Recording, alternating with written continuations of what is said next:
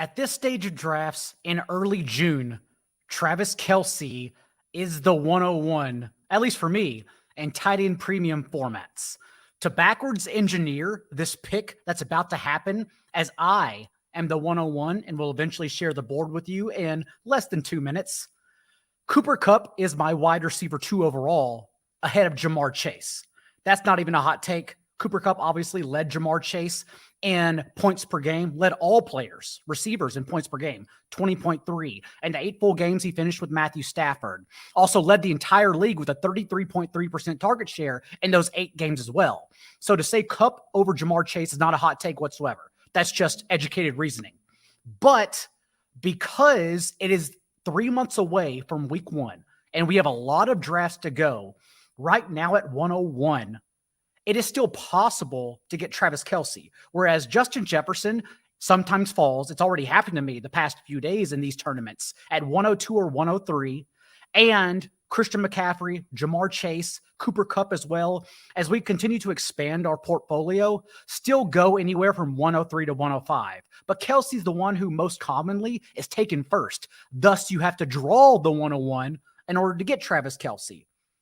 I do think Justin Jefferson has meat left on the bone and a higher ceiling to climb. And I know that sounds like absolute insanity given what he did last year as the offensive player of the year. But remember, Justin Jefferson only caught 2 of 14 end zone targets last year. So not only are we expecting regression in that department, the way he received targets was quite easily better when they traded for T.J. Hawkinson mid-season.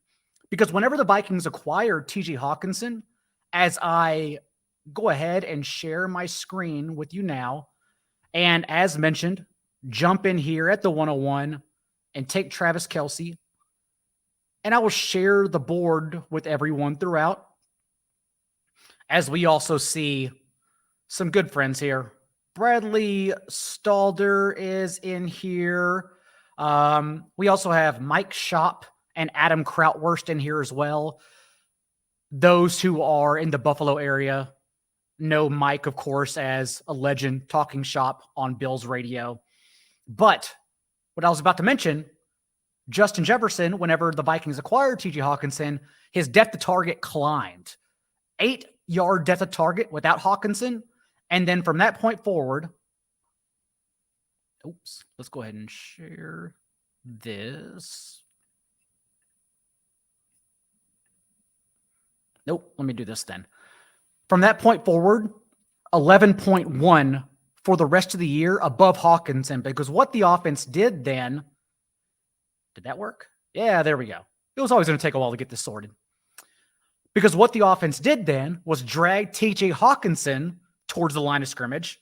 And from that point forward, Hawkinson led the Vikings with 60% of the team's targets within 9 yards of the line of scrimmage. And that's why Jefferson depth of target climbed from 8 to 11, giving him a higher ceiling because he now gets a high target share and deep targets. If you're like Chase Claypool and you're getting 1 to 2 20-yard targets per game, it doesn't matter. Who cares? That's DFS coin flips if you're minimum priced. But if you're Jamar or Justin Jefferson and Jamar Chase and other deep receivers like Devontae Adams last year, for example, and you're getting a 30% target share mixed in with the top 5 rate of targets downfield, now we're cooking with gas. That's how you get fantasy points, besides just being amazing at the game. So right now, is Travis Kelce my 101 in tight end premium? No, it's still Justin Jefferson. But 3 months until week 1, it only makes sense to me to continue to expand my portfolio, since you can still get Jefferson at 102 and 103 at times. 103 obviously less common, but Travis Kelce, most likely you're never getting it at 103 in this kind of format. So I'll call it a day since I drew 101. Take Kelce, expand my portfolio, and move on. This is not the usual Best Ball Happy Hour, by the way. It's just me tonight. It's just me, you, the chat, friends I talked about earlier throughout the evening, and we are just going to keep each other company and assess this $125 Best Ball League. 200K up top, a significantly smaller field than Best Ball Mania, for instance, on Underdog or some of the DraftKings tournaments. But as we've seen, we are fortunately getting more single entry tournaments across the board. DraftKings has already launched a handful, which then ended the monopoly and forced the other formats to launch a handful. Underdog today just came out with, I believe it was the Chihuahua, which is 25 max $4 entry. And don't think for 1 second that I'm not already plotting inside my head to do one of those. And by one, I mean all of my bullets at once on one live stream.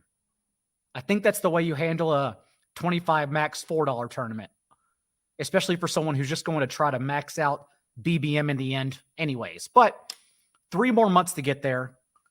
Right now we start with Kelsey. There's more than enough time to get to it.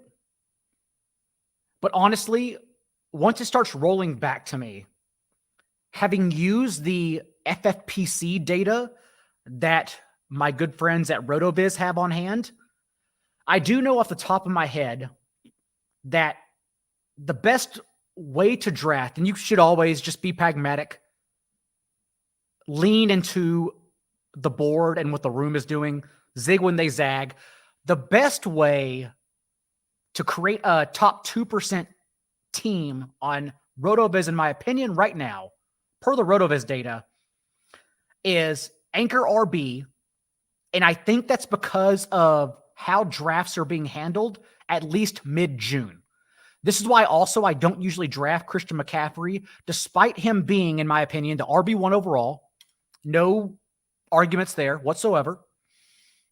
But given that everyone from Tony Pollard, Breece Hall, Derrick Henry, Josh Jacobs, the list goes on, Ramondre Stevenson, even if you have him that high, are all available from anywhere from the end of the second to the end of the third. Usually mid-third is the cap. That tells me if I'm going to start Anchor RB to create one of these top 2 percentile teams, I actually, per the structure, need to avoid Christian McCaffrey at this stage and draft instead one of these top 3, top 4 wide receivers plus Travis Kelce, knowing I'm going to get an Anchor RB in the second or third round. For instance, I've already started. I'm in a slow draft right now behind the scenes. Same format, $125 entry, $200K up top. And I started this afternoon from the 102, Justin Jefferson, TJ Hawkinson, and then Derrick Henry. So that's kind of my Anchor RB. And then pounded away 2 more wide receivers. Although a favored attack approach, however you want to say it right now, is in that 5th round. You can still go and look at Anchor RB and still get your elite tight end in the first 4 rounds, especially in an tight end premium format like this one. But right now, I honestly think the data, although I swerved and wanted to go with 3 wide receivers in those first 5 rounds behind the scenes again, I think the data shows to take dipping quarterbacks in the 5th round. And those dipping at that ADP would only be Justin Fields and Justin Herbert, because Lamar Jackson usually doesn't make it out of the 3rd in FFPC leagues so far that I've played, especially when, as you can see, Mark Andrews has prime capital, draft capital in a tight end premium format. So I think that's the way you handle it now is Anchor RB, 2 wide receivers, your tight end in the first 4 rounds, and then a dipping quarterback.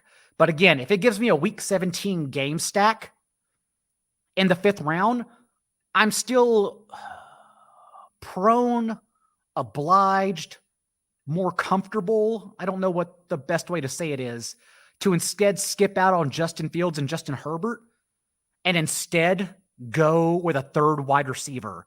Because Hopkins, Christian Watson, Terry McLaurin, Jerry Jeudy, if you want to go that route, they're all usually there.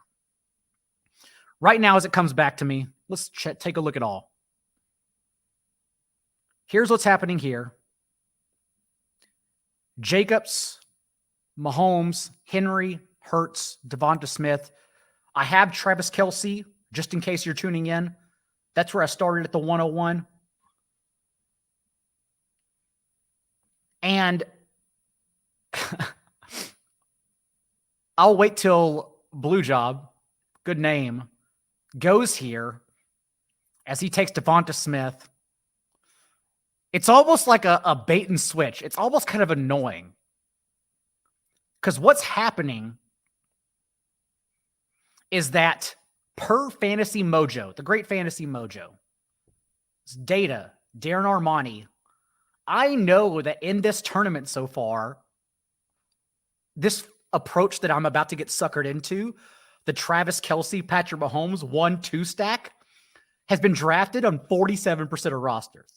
Like, that is unique, sure, but it's unique relatively. So the only other option for me to do as I leave Mahomes at the top, because I'm probably going to get suckered in here, would be to go T. Higgins and get Joe Burrow on the comeback. That's an option. I think I'm a sucker, though, and I don't think I can turn it down. I'll pull up the exact data to see how many teams have Mahomes, Kelce, and Derrick Henry. But maybe, gosh, can I go T. Higgins to get the Week 17 stack from 101?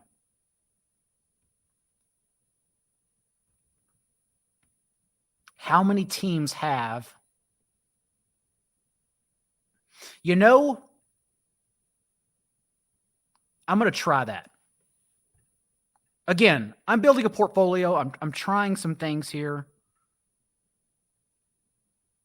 I am going to do that.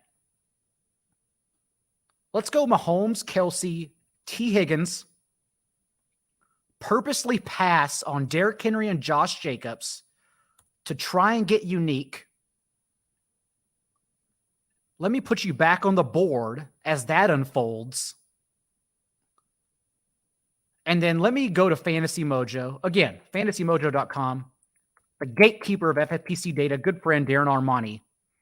And let me actually count how many teams have started Mahomes, Kelce, Higgins, because I use this data. This is actually why I prefer slow drafts on FFPC right now, because I like checking in on this data and trying to build unique rosters.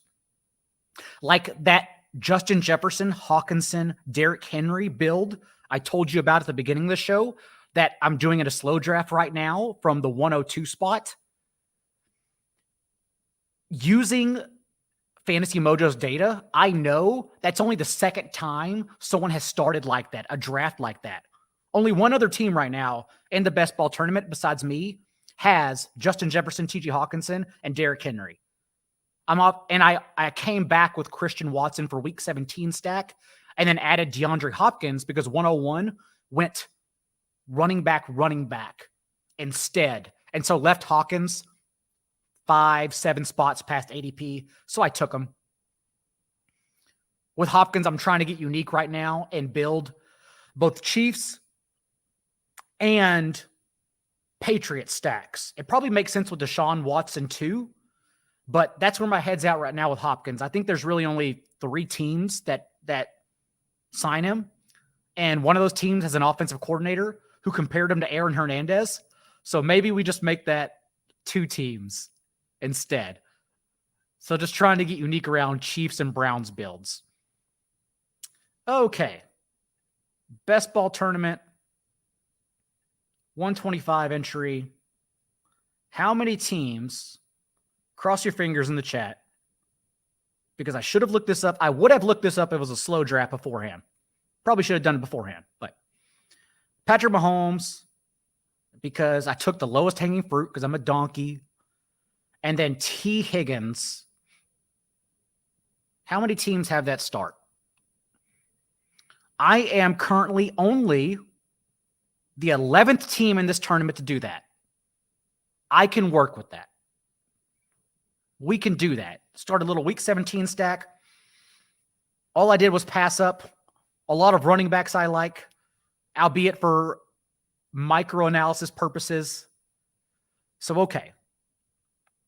As I explained at the beginning of the show as well, ideally, for those top 2% builds, I'm targeting tight end in the first 4 rounds, Travis Kelce at 101, for example, a dipping in ADP quarterback, which I guess Mahomes was dipping, but only a couple spots, whatever. Like, again, it's so common that he falls there. 2 wide receivers and an anchor running back, usually in the third round, second or third round, I should say. But either way, I know if I go anchor running back, and it's no guarantee. Maybe I just skip all this and don't practice as I preach, because again, I like to be pragmatic and play with every room just to make sure I have the right exposure towards the players and stacks I like. But if I can get an anchor RB here, someone I consider to be an anchor RB, as you see Jahmyr Gibbs at the 312 spot, then I'd go that direction. Otherwise, 2 receivers, certainly in play. Absolutely in play. Especially if DeAndre Hopkins comes back. And again, if I'm pretending like DeAndre Hopkins signs with the Chiefs. Also, 18 rounds this evening. I should double count that, actually. Let's make sure. Nope. 20 rounds this evening. That's what I said the first time. And the best ball tourney on FFPC is slim format. Thus, no kickers in defense. If you want the kickers in defense, because you're the true sicko out there, one, you're probably named John Paulson, because he actually does kickers and defense rankings right now. But 2, those are available in the regular FFPC tournaments that go 30 rounds. I've accidentally streamed one of those route because I forgot that it was 30 on a show with Evan Silva, who I believe checked out before me because he also did not know that it was 30. The great Permar joins us. Has a draft going right now as well. That's from the 108, Stephon Diggs, Derrick Henry, TJ Hawkinson. Okay. So that is, basically the structure I talked about. We can throw all the micro-analysis on players out the window, just the overall structures. And since it is the happy hour, it's not really a happy hour. But since it is, us together for 20 rounds by myself, talking to all of you, of course I brought the cocktails like it's the pandemic. The original Best Ball Happy Hour, when Ian Hartitz and I had free reign on the NBC YouTube page to get obliterated, is the best way to say it, because it was the pandemic. And what else did you do with your mental health besides pretend like it was cute to get drunk by 2 p.m.?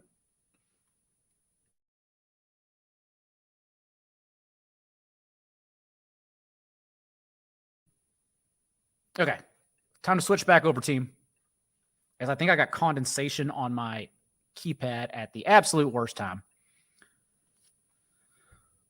All right. We're getting in this range. Let's look at all. We've already talked about a few options here. And I like it a lot. It's kind of what I was planning and hoping for. Again, I am one of only 11 teams right now. Yeah, this is the nuts. And honestly, well, maybe not. I shouldn't call out 102. 102 just took Kyle Pitts, even though I took Travis Kelce. It is tight end premium. So maybe he was thinking I would try to get unique with Kelce and Pitts. In that case, flexing Kyle Pitts, since FFPC requires only 2 wide receiver spots. But we talked about it earlier. I'm still trying to get unique here. The whole point was to set up a Week 17 super stack. And so right now, I'm actually going to go DeAndre Hopkins, 49.1 ADP, so around this spot anyways. Hoping he signs with the Chiefs. And then I'm also going to go Joe Mixon as my anchor RB, obviously with the Bengals right now. Just trying to set up this super Week 17 stack with the Chiefs and Bengals. Throwing micro analysis out the window, since I obviously reached, in my opinion, for T. Higgins above ADP over running backs. But if Joe Mixon is on this team with only Chase Brown and Travion Williams and Chris Evans behind him, I can't imagine how he doesn't yet again have a career high in targets. That's most importantly what I want. Truly did get people through the pandemic. Truly, and Tiger King. Tiger King, which I hold by my stance that there's no way it holds up if it were just released like this evening. On a random Friday night, let's say, if Tiger King was released, no one's watching it because it was the pandemic, and I was even playing League of Legends DFS, watching live streams because there was nothing else to do. That's why Tiger King succeeded so much, even though we did get some kick-ass memes from it. And truly. Let's go back to the draft board, though, as I was saying. Just trying to set up the super stack. Blue Job does go 102. Flex tight end, as I mentioned. And then the data usually shows when chasing Dasman, it looks like, by the way, is auto-drafting. Which, it's not bad. It's not good either, because he's already done at receiver. He's dead. But it's unique for sure. But this way, with Blue Job, you can flex tight end in FFPC tight end premium leagues. For me, Joe Mixon, if he's on this team, as I mentioned, likely to see a career high in targets again, because last year, remember, Joe Burrow led the league 2 years ago in completion rate and yards per attempt, 8.9 yards per attempt. Unsustainable. Wasn't going to happen again. And then the obvious thing happened in Joe Burrow having a career low 7.6 yard depth of target. But that was because he played more two-eye safeties. He tied, I think it was Kirk Cousins. I should probably look that up before I say it out loud. But I know for a fact Joe Burrow tied for the league lead in dropbacks against two-eye safety coverage, which is why Joe Mixon had a career high in targets. Because Burrow was then forced to just throw underneath. It didn't stop Jamar Chase when healthy or T. Higgins when healthy. T. Higgins also had a couple top 5 finishes in the 4 games that Jamar Chase missed. So Higgins at least showed he has a ceiling, and especially for best ball spike weeks in him whenever Chase is out. But yes, admittedly, whenever Chase and Higgins were on the field together last year, Jamar Chase led the team with a 27% target share. T. Higgins was significantly underneath at 21%.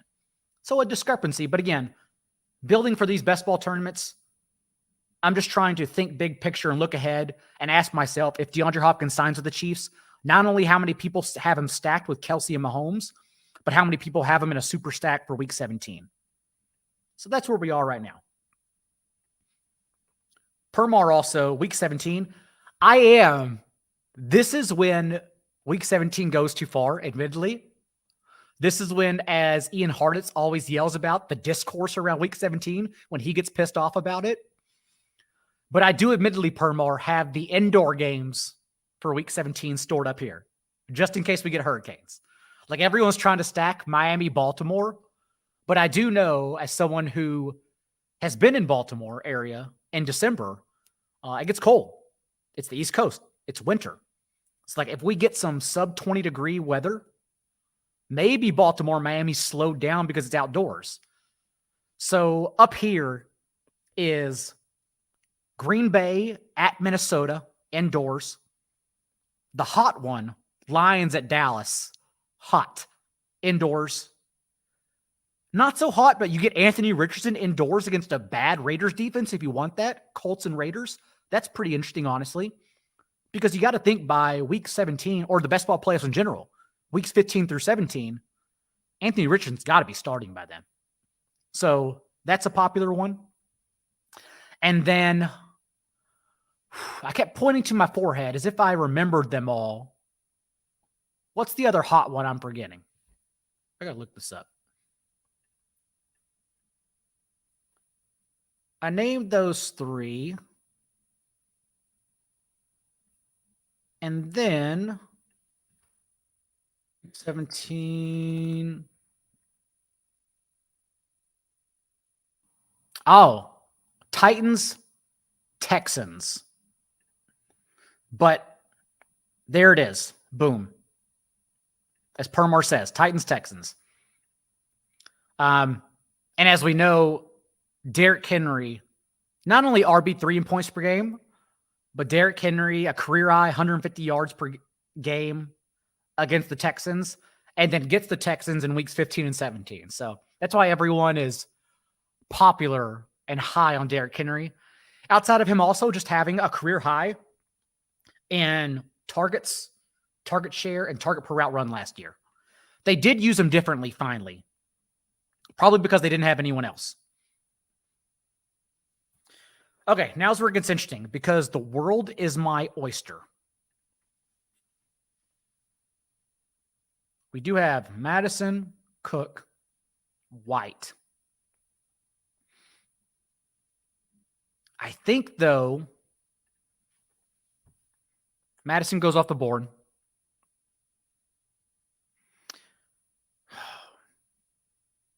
I think, though, honestly, I'm looking instead at wide receivers. I don't think I can pull the trigger on that Dalvin Cook ADP.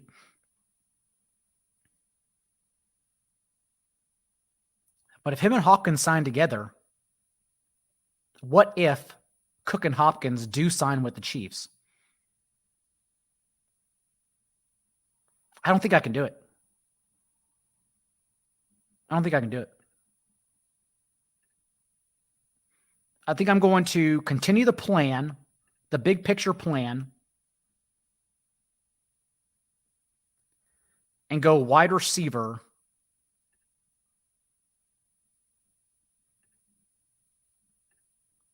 That's okay. Marquise Brown and Treylon Burks. That's also why you queue players, ladies and gentlemen. Assuming I got both of them. Yeah. And that was just nitpicking between Brandon Ayuk and Mike Evans.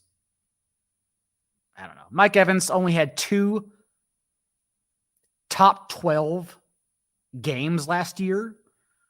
And yes, he was the overall wide receiver 1 when he finished inside the top 12 in those 2 games. But literally a wide receiver 1, just 2 games. The Bucs players are typically ones I'm trying to avoid everywhere unless they fall significantly more than that ADP, for example. Let me get you back on the board. Bucs players, for example, as we know, Tampa Bay, 84% of their touchdowns came through the air last year. It's the same reason, for instance, we faded Matthew Stafford last season. He was the QB 12 overall in ADP, and we all knew that was egregiously incorrect because the Rams scored 80% of their touchdown through the year prior. It's just a stat that always regresses. It's something you always look at. And so the fact the Bucs did it 84%, 83.8% of the time, if you want to be a nerd and get exact out there, which is the highest rate in the last decade. So 1, we think the passing touchdowns are coming down. 2, the passing volume is coming down significantly. For a team that already led the league in pass attempts per game in back-to-back years with Tom Brady, no chance that happens. Not a chance without Brady. So the volume's coming down as well. So now we're saying we're getting less passing touchdowns, less volume, and then also the way Brady engineered the offense for the team's running backs, for example, to get 80% of their targets within 2 yards of the line of scrimmage, because Brady, the last 2 years, has finished top 2 in seconds from snap to throw, under 2 seconds, because the offensive line play was poor and he knew that. Baker Mayfield and Kyle Trask have no idea what poor offensive line play is. They don't know how to be professional quarterbacks. So I also expect woeful inefficiency. And if Chris Godwin does get targets, I question how useful they even are, because they're not going to come within that short area allotment. So I think it's very easy to fade all Bucs players and the Bucs offense as a whole. But again, if they dip on ADP, which is a lot more common with Rashad White on underdog as opposed to FFPC, I'll take a chance. And of course, as I say that as I drafted Marquise Brown, who, averaged 68 receiving yards per game in the last 2 weeks without DeAndre Hopkins, because those same quarterbacks, a machination of guys that don't matter, were under center for Kyler Murray. And so if Kyler Murray doesn't play, I even question if Marquise Brown's targets matter. He can see 40% of the air yards again. He can see a 24% target share again without DeAndre Hopkins. It probably doesn't matter if it's Clayton Tune. It's like an XFL target share. Here comes Jeff Badette with a 30% target share, but he finishes with 1 catch for 16 yards. That's probably what it is. But I'll still take him, bank on Kyler Murray, and we'll see where we go from here. Although I was yelling a lot about Rachaad White, I did consider him there. Brandon Ayuk, totally fine. Since, remember, George Kittle just didn't matter whenever Deebo Samuel was on the field, playoffs included. George Kittle finished with that stretch of 5 games with touchdowns in a row because Deebo Samuel was off the field.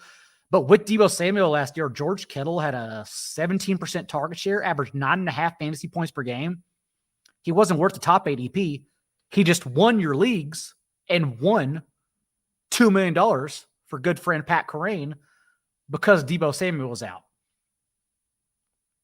But that's also not luck because you still have to draft within the structure. It's like all the structures I've talked about from the 101, elite tight end rounds 1 through 4, anchor RB, waiting on your second running back until round 8 or 9, yada, yada.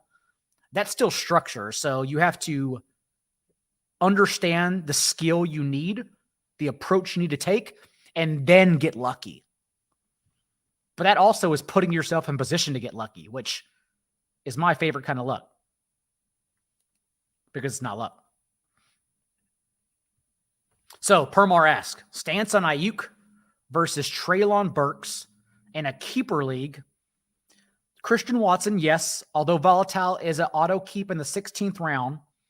And with Ayuk at the 7th or Burks in the 6th, I am going, given the obstructed target tree, Permar, I would definitely do Burks. I have Burks ranked ahead as I go back to the board. 1 second here. Let's look at all. I have Burks ranked ahead of Ayuk in best ball, and we'll have him ranked ahead of Ayuk in redraft leagues. It gets ugly here, doesn't it?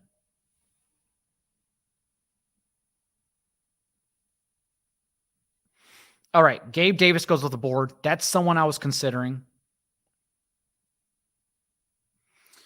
We are now in this questionable range where maybe I take a chance on Javonte. But I'm still trying to set myself up for success elsewhere. Let me just make sure there's no dipping. There's no dipping. There's no dipping. Okay. I mean, maybe setting yourself up is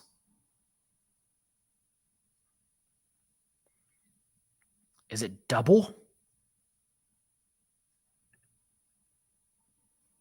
Is it taking a chance on suspended running backs?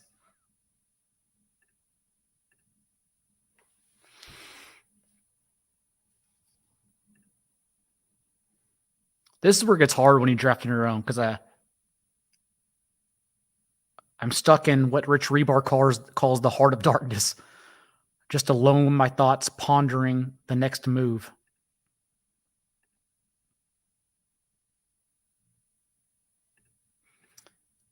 Gosh, I don't think I want to.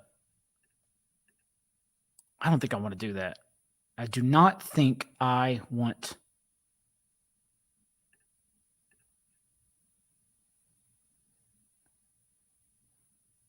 to do that.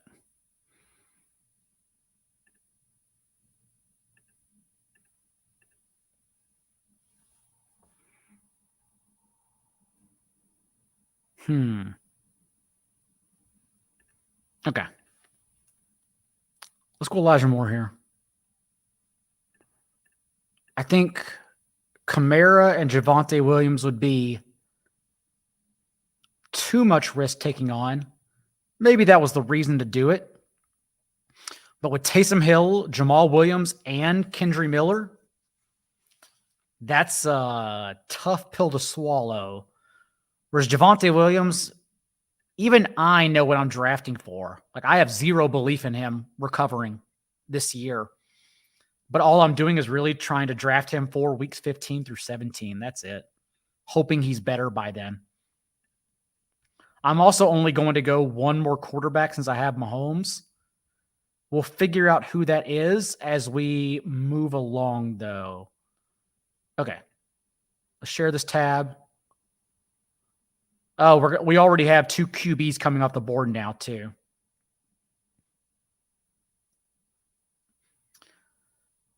Walking through my head. Deshaun Watson's already taken. Russell Wilson may come back to me.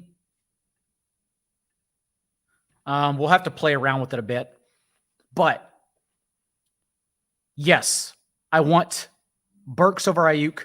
It was Deebo Samuel who still led the team in targets over Ayuk with Brock Purdy under center when all of them being Deebo, Ayuk, CMC, and Kittle were on the field together last year. And Burks just has a wide open target tree. Over 6 targets in 6 of 9 games. In a year he wasn't healthy. No one to compete with him whatsoever. I definitely want, like Deontay Johnson, whose ADP is rising, I think Treylon Burks should be right there next to, and I know you're asking for a keeper league promo, but I think Treylon Burks' ADP should be genuinely right there next to Deontay Johnson, and yet it's not. So I like Treylon Burks quite a bit. More importantly, I want to get back to my cocktail. So I'm going to make a dirty martini, but I'm going to change it up a hair because we got to sit together from 101 to back-to-back picks, and then we get a whole 2 rounds before we come back to each other. So I'm just going to do my recipe for dirty martini is splash of vermouth and then a 3 ounces. And since we're all idiots in America and don't understand the metric system, 1 ounce is 2 tablespoons. So like if you have I didn't even bring my cocktail jiggers over here. I instead brought the plastic ones that you use to measure. So like for instance, if I take the plastic, 1 ounce equals 2 tablespoons. That's what I'm going to do over here. I don't know if I can, I actually don't know. I think I can show alcohol on YouTube. I'm not going to. But you probably can, because if not, Ben Gretch would have been kicked off YouTube.com 8 years ago. So I'm going 6 ounces, or 3 ounces, sorry. 6 ounces would put me in a coma. I'm going 3 ounces for my dirty martini I'm making on the spot, which is 6 tablespoons. Again, 2 tablespoons equals 1 ounce. Welcome to the Best Ball Happy Hour. We're actually care about the cocktails too. And then however many ounces, so in this case we did 3, and a splash of vermouth, you're going to go half the amount of gin in brine. Okay, so if we go 3, my mom was a math teacher and I'm an idiot, so I get to explain these things now because it's simple math. We went 3 ounces of gin. Thus, since we're doing half, we're doing 1.5 of brine. And in this case, because I like to make my dirty martinis a little bit different, I'm actually going pickled jalapeno brine, because it gives it a little bit of spice. Don't laugh at me. And it's still saltiness that you would get from olive brine. And jalapenos are kick ass. So that's what we're doing. As always with dirty martini, in ice in a shaker. Stir it for 20 seconds. Don't you dare shake it. Don't you dare shake it. Stir it. As it's slowly coming back to me, let's move it back to the draft room too.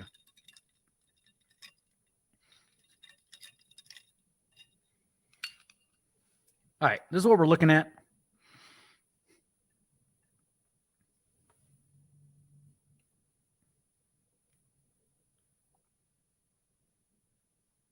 Okay. I kind of see where I'm heading.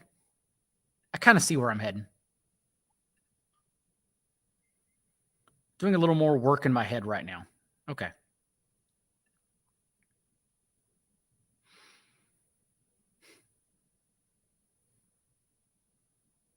Blue job, I was actually going to go Damian Harris.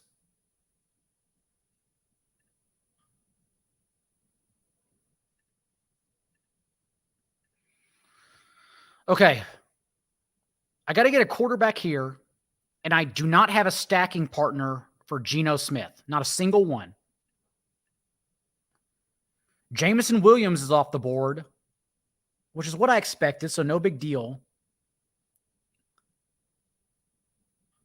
I can go Rodgers Lazard. Oh, I have,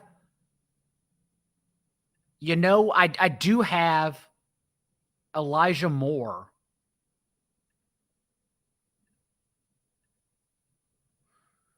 Aaron Rodgers and Wilson.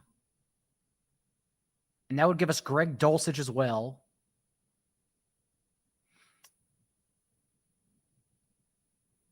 Yeah, I guess let me go Rodgers. Don't do it. I guess let me go Rodgers and Lazard. Boy, that's a real anchor running back, though. I could just go Corey Davis later. I shouldn't have said that out loud. And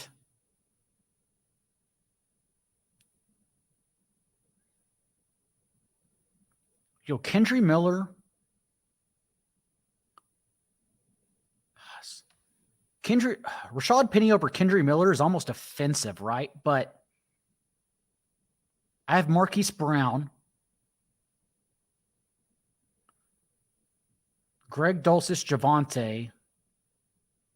Boy, I think I'm doing it. Because I can stack Rodgers in so many other different ways. I think we're drafting Kendry Miller.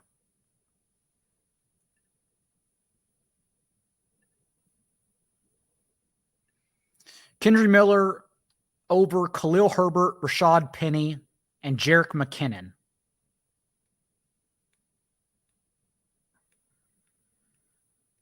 I could have done Allen Lazard, but with 5 receivers already, let me bring you back to the board.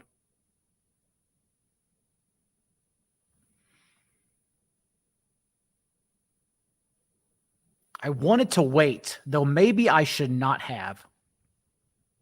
That was probably a misstep.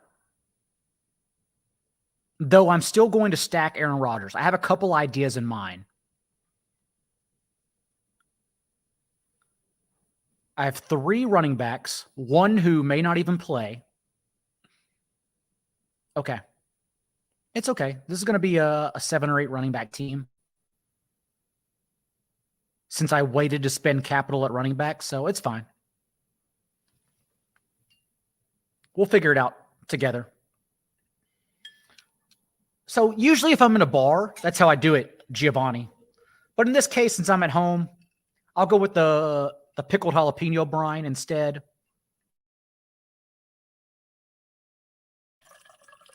I'm pouring it right now.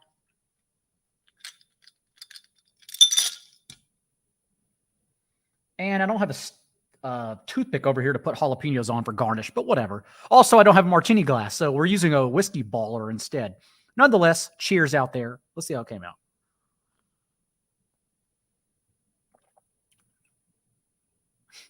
Yeah, it's just strong. 3 ounces, 1.5, and splash of vermouth to make it roll off your tongue. I think that was good. Parmar, to your point, James Conner, I agree. I'm drafting James Conner everywhere. As I wrote in my best ball tiers, in his last 7 games, he outtouched the entirety of Arizona's backfield. So James Conner and the rest of the team's backfield, every other running back available, 149-15 over his last 7 games. Now, we do have to throw in the obvious caveat of different coaching staff, different regime. So maybe it doesn't matter overall. But more importantly, he did that as a top 15 running back. Literally a top 15 running back in all 7 of those starts. In an offense in that time was 26th in points per game. So if like the argument is Arizona is going to suck, they can suck if they're giving Conner every single touch. It's kind of why I think everyone's drafting Rachaad White too. Not only because at least he does have a pass catching profile to break out if he were to, but although I still consider it ambiguous, more ambiguous than people want to give it credit for. Yes, if Rachaad White's an every touch running back, it's not going to matter. The Bucs are going to absolutely suck. So that just may be something on my blind spot, and I may need to get higher on Rachaad White. Could be a huge mistake by me, but 3 months to figure it out. And you make a good point, Travis. Probably. I can't wrap my head around it. Maybe that's because my brain's broken. And I think every pick needs to make sense, especially at quarterback. Especially because Noah Fant finished with a career low in targets last year, and all they did was add Jackson Smith and Jigba. So, like, just imagine how fewer targets Noah Fant gets this year, too. Oh, and of course, Zach Charbonnet, who was a pass-catching phenom, averaged more receptions per game than Jahmyr Gibbs last year under Chip Kelly. So I definitely worry a lot about Noah Fant. Another option there was Russell Wilson, a reach, but I don't care. It would have been Greg Dulcich and Russell Wilson was my other 2 options. But I'm okay with this. I have some plans. We'll see if those plans come to fruition.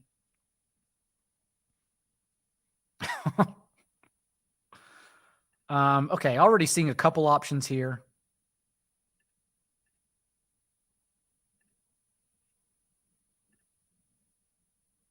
Okay, calm down.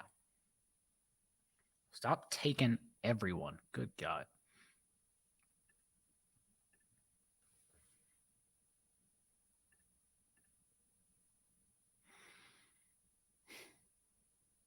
Okay, I think we're done with quarterback. I think we're just going to go Mahomes, Rodgers. Are the bye week bros mad at me? No, we're good to go. Yeah. McKinnon.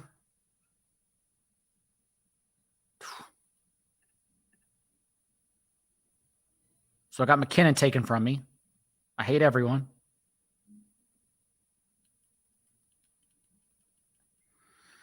Tyler Conklin's there. I don't think I can do it right here, though. Jerome Ford's, well, I don't mind Tyler Algier, actually. I think Zay Jones has got to be the pick here, given that he did show top 5 ceiling in games last year. I think Zay Jones got to be the pick. And then it comes down to, do I want my 4th running back, or do I want another Chiefs option?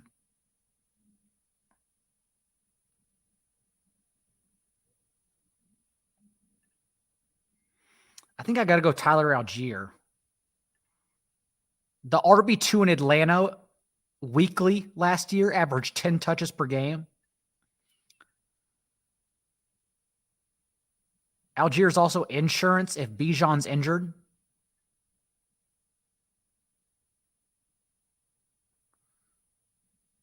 Yeah, I think I got to go Algier.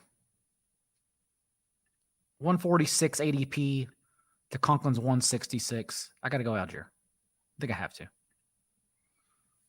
I mean, you never have to go Algier, but I think that's what we're doing.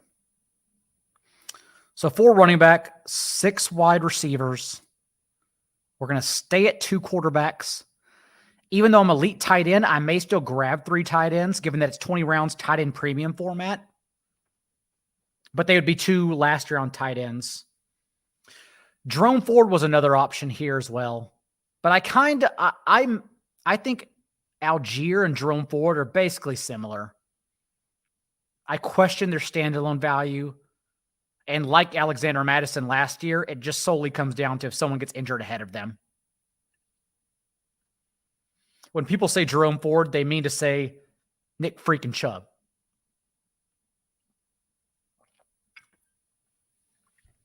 Ooh, that was stiff. All right. Let's see what else is happening here in this room.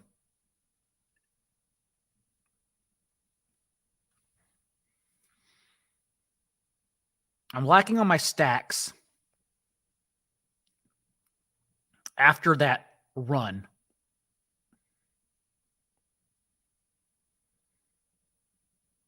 Oh, Jerome Ford would have been good with Elijah Moore too.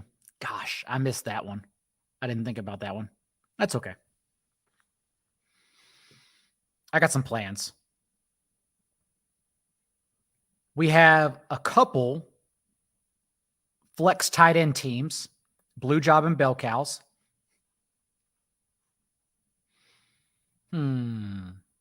Waited on quarterback, went back to back. Dasman went with 3 quarterbacks. Oh, yeah, that's the auto draft team, though. That team doesn't matter. He's only got 3 wide receivers. Let's see here. I believe either bestball or draft guy. Let me make sure about that. One is Bradley Stalder, who's hosting this on the radio right now, actually. So let's see. This league owners, yes. Best Ball 620. That's Brad. Which team is Mike Shop? It could be draft guy. Or is he hierarchy of berries? I can't remember now. That's okay. So, yes. Best ball, that's Bradley. And then either hierarchy or draft guy is both Adam Krautwurst and Mike Shop together. This kind of seems more like it. It's definitely waiting on running back.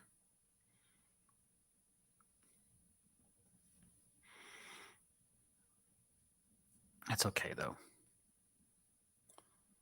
All right. Again, 20 rounds. I'm already at 6 receivers, 4 running backs. Since it is basically anchor RB, it's probably going to be a 7 or 8 running back team. I'm staying at 2 quarterbacks, Mahomes and Rodgers. I have a Chiefs-Bengals stack for week 17. I will have a Jets-Browns stack for week 17. And then I got a couple of plans around Jacksonville, Carolina for Zay Jones, because I do like one receiver in Carolina. I like Jonathan Mingo too, but I like someone else who usually goes a tad later.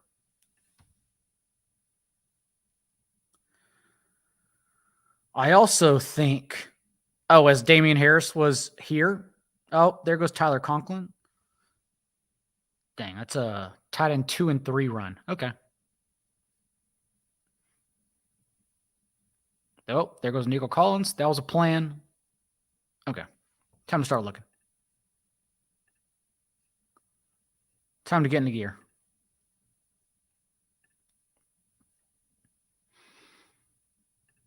can't do Michael Mayer. There's no way.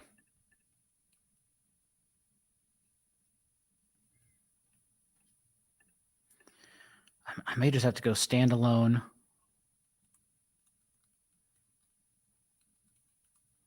Well, I'm definitely doing probably.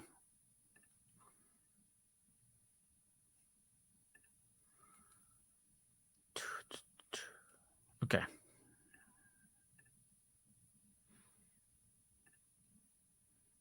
I'm just highlighting some people.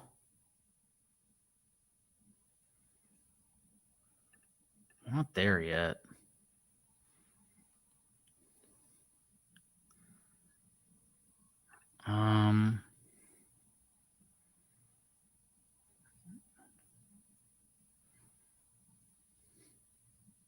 It's going to be 3 tight end for sure.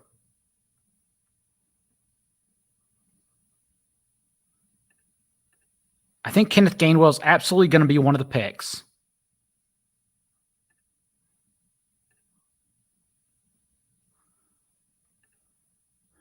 And I don't have stacks, but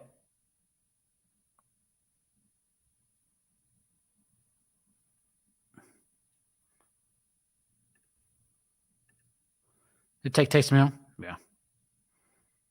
I don't have stacks. I was going to take Michael Gallup, but it's okay because I still needed a tight end.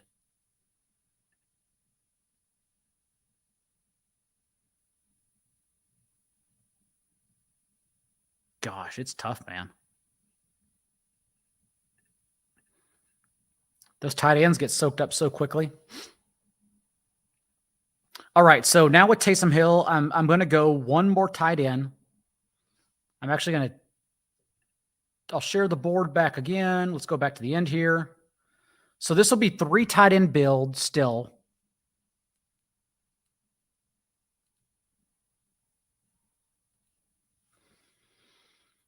Traylon Burks is going to stand alone. Marquise Brown, Kenneth Gainwell. Javonte's going to stand alone. I'm still going to get this jet stack. I know for a fact I will. Maybe a little weird, but we're going to get it. It's 100% got to be. It's got to be an 8 running back team. It has to be. Okay. That's where we're at right now. Right now, we're targeting an 8 running back team. You're going to see me draft and queue. I'm going to do it behind the scenes right now, actually. I do actually have a lot of, one, terrible tight ends, first of all, that I like. Quote, unquote, like. But I have a lot of running backs, more importantly, that I am fairly high on in the late rounds. Don't know if anything will come of them, but we're definitely going to have to get into the nitty-gritty here and draft some players. So no big deal. We'll do it. You'll see a couple of the late round guys I really like. And like is all relative. They're probably not going to do anything. They're going to get cut on August 29th. But you're going to see me draft them anyways.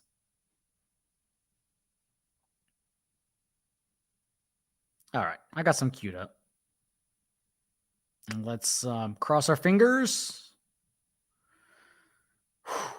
Oh, one more. One more. And hope for the best. Okay. All right. Now I'm glad I accidentally drafted Taysom Hill because look at this run. This is insane. Yes, so it was pure speculation by Eagles beat reporter Bo Wolf that Penny would not make the final roster. At the same time, coming off a serious fibula injury, right? A clean break.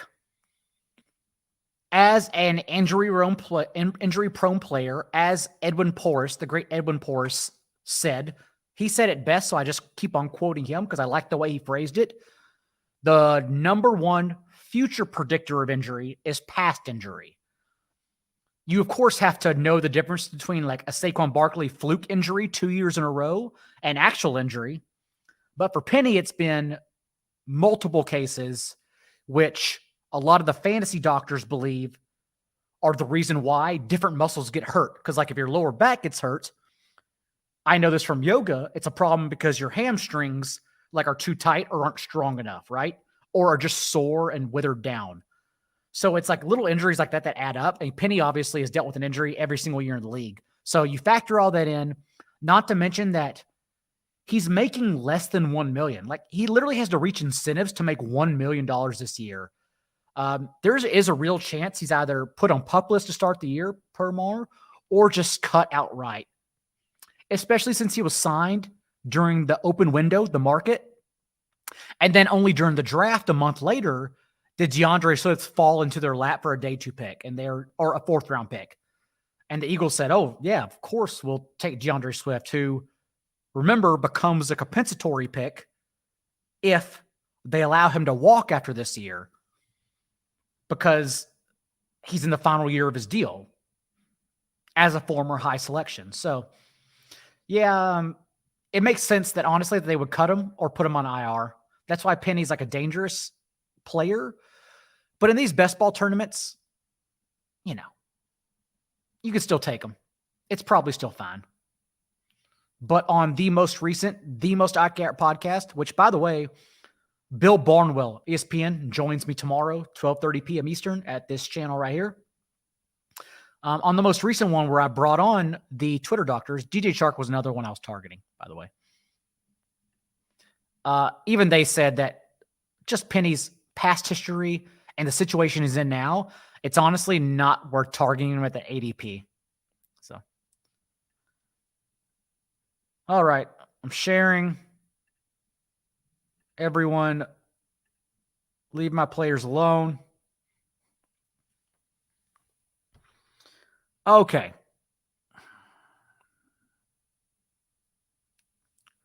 Here goes nothing.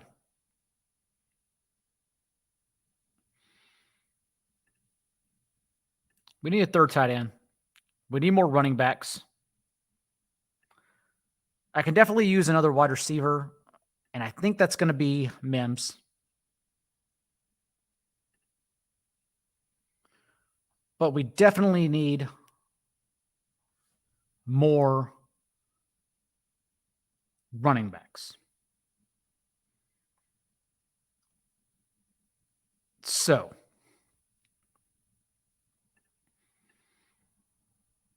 yeah, there's all those guys at tight end are the same, kind of. Marvin Mims and Ty Chandler kind of make the most sense here.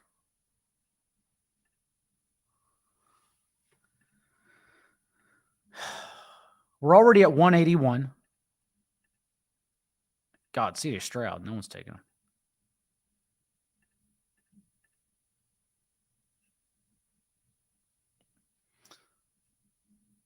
Even Isaiah Likely's gone. I think that kind of forces my hand.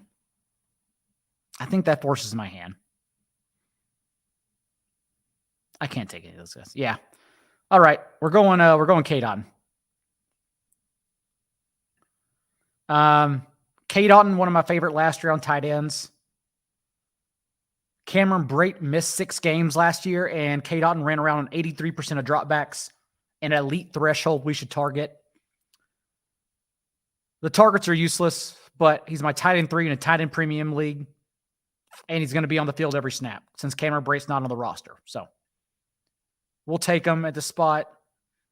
He's a little baby stack with Kendre Miller in week 17. And now I'm done at tight end as well and can focus solely on this bum wide receiver group that I have here. I'm going to hide the board so no one takes my bum wide running backs. And let's get back to the game here.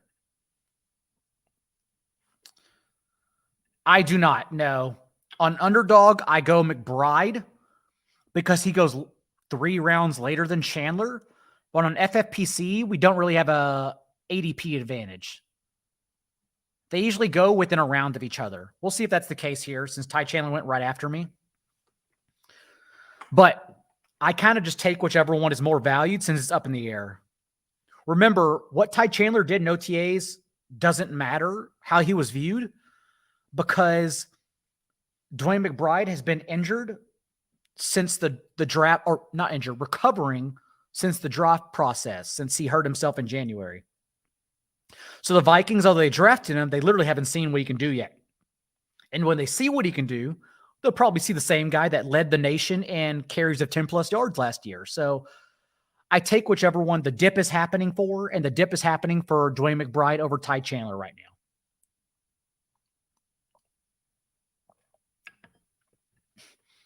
Still stiff. Thought it'd be easier. Ooh, that was a strong show pour. I keep trying to make my point on Damian Harris, and I get pulled off by my own brain. But what I want to say about Damian Harris is that I'm waiting for the bet. The number hasn't been put out there yet, but a la Evan Silva betting Jamal Williams 100-1 to lead the league in rushing touchdowns, I'm going to be putting a full unit on Damian Harris to lead the league in rushing touchdowns this year. The surrounding drumbeat of Josh Allen rushing less, I think it does matter. Not only has Sean McDermott said it, not only has Josh Allen said it, that's probably the gen catching up, but we've already seen it from Patrick Mahomes too. Remember, when Patrick Mahomes broke his kneecap in 2019 and he returned, he didn't get carries inside the 5-yard line anymore. I still think Josh Allen gets carries inside between the 20s. That's just who he is as a player. But when it comes to getting him injured, you don't need him inside the 10-yard line where everyone clashes. You're basically guaranteed to clash, given that there's less room on the field. And Travis Kelce talked about that on his podcast with his brother, Jason Kelce, saying that, yeah, like Andy Reid doesn't call carries inside the 5 for Mahomes anymore. And that is true. Since 2019, since Mahomes returned from his broken kneecap, he has 6 carries inside the 5-yard line, counting the playoffs. 6 total carries inside the 5-yard line, because they said, why would we ever let you run inside the 5-yard line again if you're just going to get hurt, because you are clearly the most important part of this team, of any team probably. I really think that happens for Josh Allen after last year's elbow injury. I think that team, since he took the most hits in the NFL, since they've talked about it this offseason, say, dude, like, why would we ever have you carry inside the 5-yard line? Like, clearly, when you are not at full health, our offense are not at full strength. So why do we want you injured? It doesn't make sense to rush him inside the 5-yard line. So that's why Damian Harris is brought over. I believe it'll be a heavy bet for me wherever it first launches, whichever sports book allows me to have it first. And I'm hoping we get 100-1 odds. I want some good odds there. I will have it in the 4for4 Discord for everyone. Don't worry. All right. 3 more picks left. We're done at tight end. We got 3 of them. Little week 17 correlation between Taysom Hill, Kendra Miller, and Kate Otten. Travis Kelce, of course. But 20 rounds, tight end premium. It makes sense to always have your tight end backed up. Taysom Hill was the tight end 7 points per game. So although they added Jamal Williams and Kendra Miller, maybe we're still getting spike weeks from him. So a player that can maybe sneak into as a flex as well. Dwayne McBride goes here. That's a damn shame. I would have loved him. That's okay. We're going to figure it out. I have 5 running backs. I may just go, and I have 7 wide receivers. Yeah. I think it's going to be a 7 wide receiver team.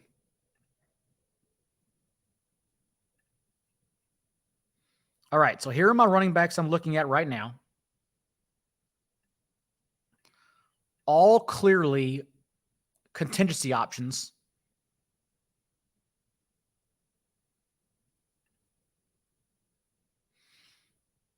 I don't have Lions. I don't have Cowboys. I think I have to go Keontae Ingram in case James Conner gets banged up.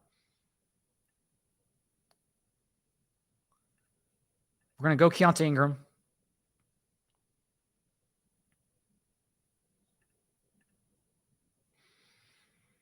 I'm going to remove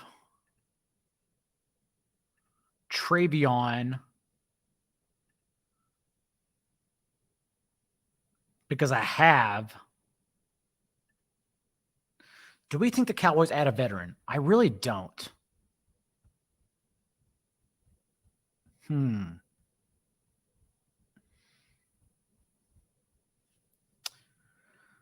But Zonovan Knight does make more sense. Everyone's also behind on Zonovan Knight.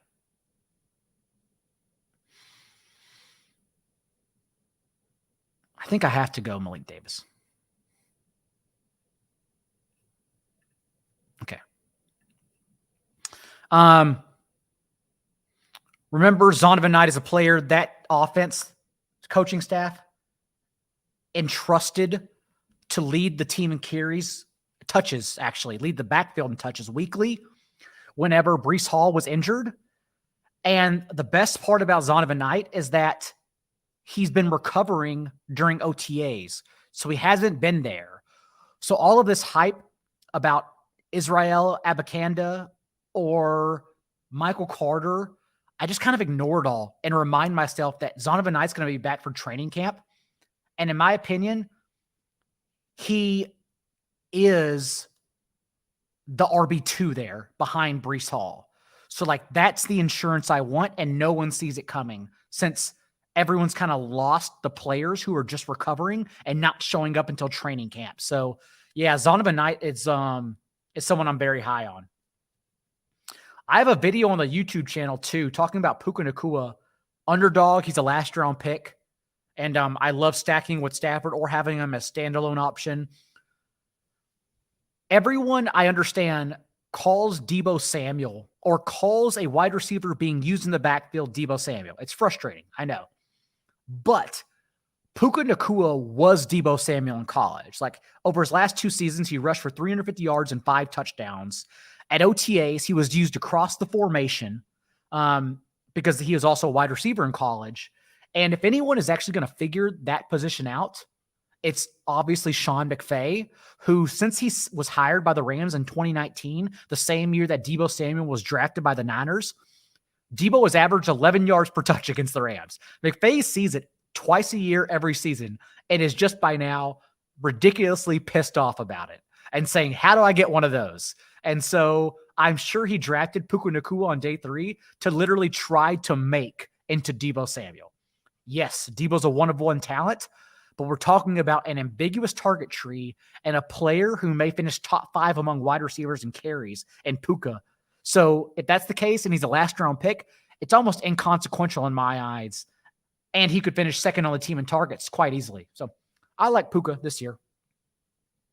Also remember, last year's Rams offense, the Sean McVay's first offense with the Rams to not average 62 plays per game. They average 58.5, and to average a pass play rate from neutral game script, 1-score games, below 60%. So I expect all the normal volume through the air you see in a Sean McVay offense to return to form. And so that's why I'm high on Cooper Kupp, high on Matthew Stafford, who is behind QB20. He's a low in QB2 when he was the QB12 incorrectly, as we talked about earlier last year, and why I'm high on Puka. And I love Cam Akers too. I've said this on many shows, but Cam Akers, in my opinion, is the most undervalued pick in best ball drafts right now. Any position at all, Cam Akers is number 1.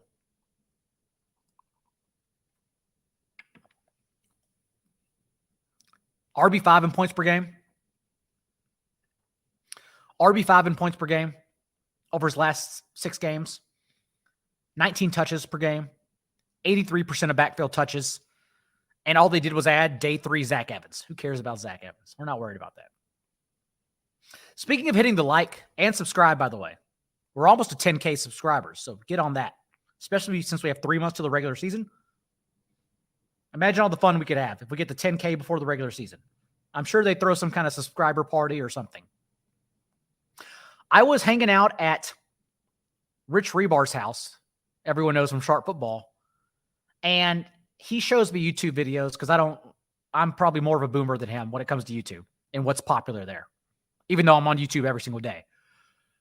But there's one guy who eats a lot of food, which I like doing, and eats a lot of spicy food, which I like doing.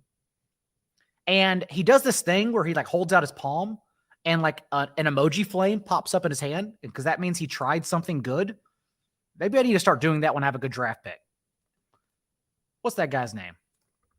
He went to Cheesecake Factory.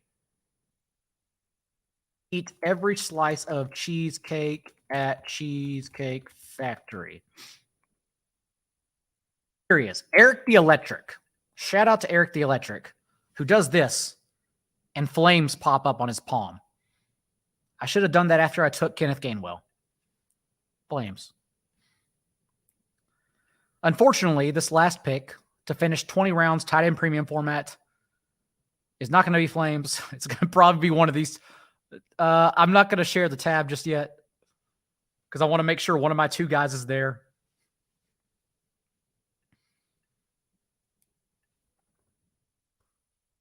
Corey Davis did not go in this draft. Corey Davis is also a very good best ball pick. Will play in 3 wide sets over Mecole Hardman, who's a gadget player in New York. So draft Corey Davis in the last round in every league. But I already have 8 receivers, so we're not going to go there. To get some kind of correlation here and running back help, I am instead going to go to Zonovan Knight. Ty Montgomery's right here, but he hasn't been healthy, so I don't hate it, but I'm not going to do it. We're going to cap it off with Zonovan Knight. Draft is complete. Let's go back to the draft board. Let's view it. And then we'll get out of here afterwards. Thank you for joining. So 20 rounds. 20 rounds. And Kelsey, Patrick Mahomes, T. Higgins, DeAndre Hopkins, Joe Mixon to start. That's a palm flame. Then from there, Marquise Brown, Treylon Burks, because I did not want to go Rachaad White, Brandon Ayuk, or DeAndre Swift in that position, or Dalvin Cook. That's okay. I think I'm okay with that. Got sucked into the Javonte Williams ADP dip, but then understood I was going to probably build 8 running backs from there. I'm just hoping for weeks 15 to 17. Elijah Moore to get another receiver, and I took him over these options if you want to know who I took Elijah Moore over. No confidence in any of these players, though I had Cortland Sutton queued up and Jameson Williams went slightly above ADP.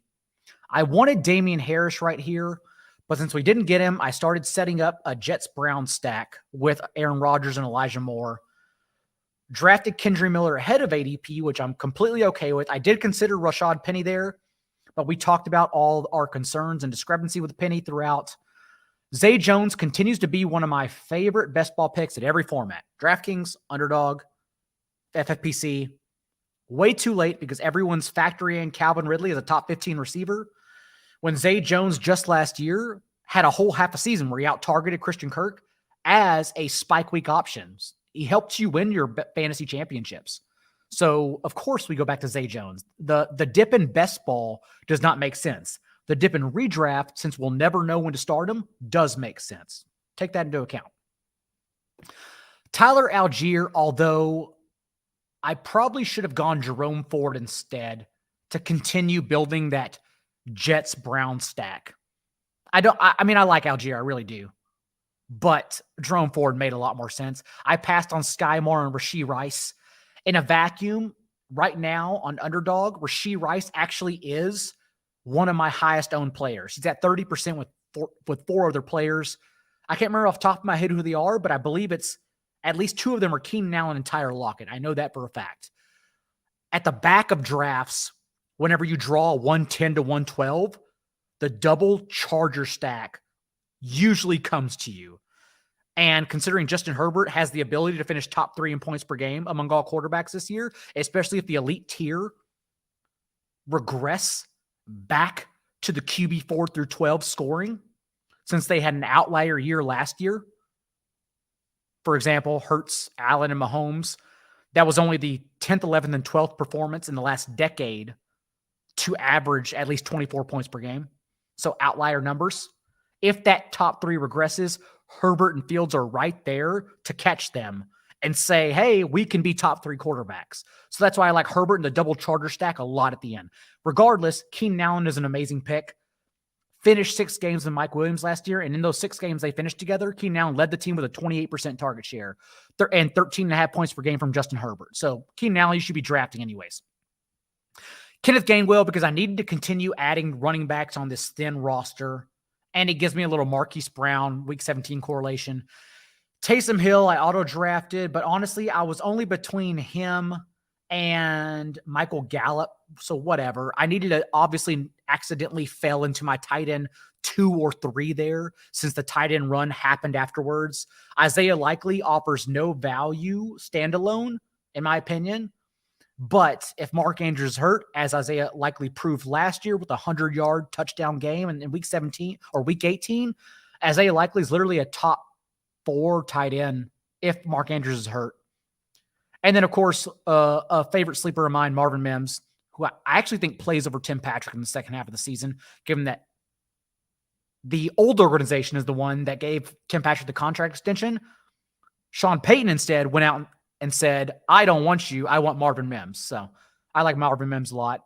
K-Dotton is an every down tight end, one of my favorite late round tight ends. And the rest of these guys are just running back shots in the dark, trying to get to 8 running backs here and hope for the best, since I did anchor RB and thus needed to pile on at the end. Kind of like the wide receivers. Really like the start. Think streaming and drinking a lot of gin somewhat mixed me up, construed my team along the way. Do I love it? No. Do I hate it? No. I've had better teams, so no worries at all. Thank you for joining. And I know if you want to hear the podcast, so I gave you my perspective, but if there are other sharper people who didn't like this build I had, 1, no big deal. But 2, I know you can hear that on the look up Andrew Krautwurst, Mike Shop Talk, and Bradley Stadler on Twitter, because they have a podcast coming out on this very draft as well. If you want to hear their perspectives from their draft slots and a different take on my team, because again, I think mine's a mediocre team. I think I really screwed up around beginning in round 8, but we'll see. Who knows? Different takes. And then this same YouTube channel, like and subscribe. Tomorrow, 12:30 p.m. Eastern, ESPN's Bill Barnwell on with me to talk about OTA news and ambiguous situations and offenses, and we'll sift through them for fantasy. So join us there. Until then, thank you everyone for joining. This is a lot of fun, so expect more. I enjoy doing this. I'll up the cocktails and bring dirty green olives for Giovanni next time in particular. So until then, you already know, be a little bit kinder than what's required. We'll see you tomorrow.